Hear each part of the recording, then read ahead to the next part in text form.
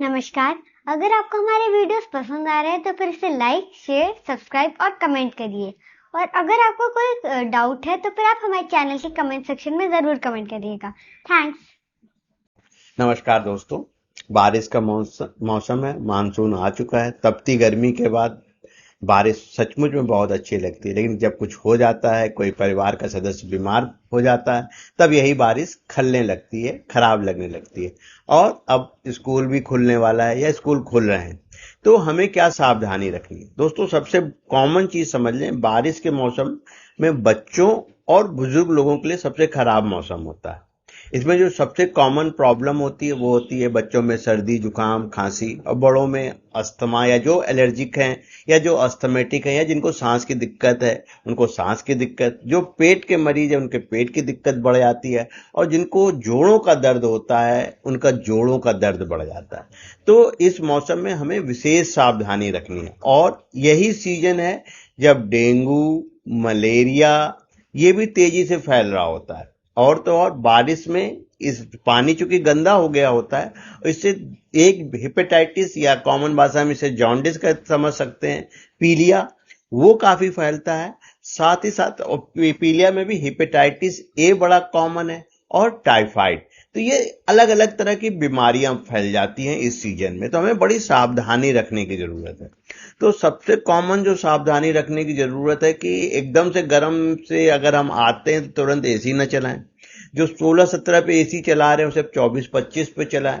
ये तो करना ही है। और खान पीन पे विशेष ध्यान रखिए आप। ये जो खान पीन है वो बहुत जरूरी है। बारिश के सीजन में हमें पत्तेदार सब्जियां नहीं खानी है, क्योंकि उनमें कीड़े लगे रहते हैं। कीड़े होने की संभावना, जैसे साग हुआ, इस तरह की चीजों को नहीं खाना। मिल्क प्रोडक्ट, खासकर दही, उसको भी नहीं खाना, क्योंकि उससे वायरल इन्फेक्शन होने के चांस रहते हैं इस सीजन में। और जो है, ये जो कच्चे सलाद होते हैं उसको भी खाना अभी अवॉइड करना है। उससे भी, क्योंकि इन सब में भी बैक्टीरिया, वायरस, कंटामिनेटेड वाटर की वजह से, संक्रमित पानी की वजह से होने की संभावना होती है। मशरूम, उसको भी इस सीजन में अभी हम लोग को नहीं खाना चाहिए, उसे अवॉइड करना चाहिए। खाना भी बिल्कुल सादा, लाइट खाना चाहिए। और चूंकि उमस होती है, बहुत पसीना आता है, तो इस समय हम लोग को ज्यादा भूख भी नहीं लगती है, तो कोशिश यही करें कि हल्का खाना खाएं, ज्यादा गरिष्ठ भोजन ना खाएं।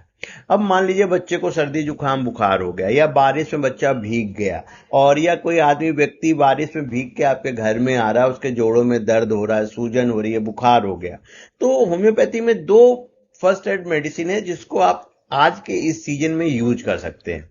एक है डलका मारा, और दूसरी है रस्टॉक्स। डलका मारा 30। आप अगर घर बैठे बैठे एकदम से बच्चे को जुकाम बुखार हो जा रहा, या रस्टॉक्स जो बारिश में एकदम से आदमी ऑफिस से आ रहा है, भीग जा रहा है, तो अब इनको दवाइयों को, ये सर्दी, जुकाम, बुखार, जोड़ों में दर्द के लिए 6-6 गोलियां 2-2 घंटे के अंतर पे दीजिए।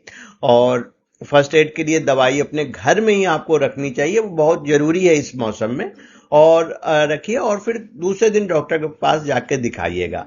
और बच्चों का इस सीजन में विशेष ध्यान रखिए। तो बच्चों को कपड़ा हमेशा कॉटन पहनाना, भले किसी की भी शादी में जाए, किसी पार्टी में जाए, कितना भी जरूरी हो, लाइट कपड़े ही बच्चे को पहनाएं, ज्यादा चमकदार और वो नहीं।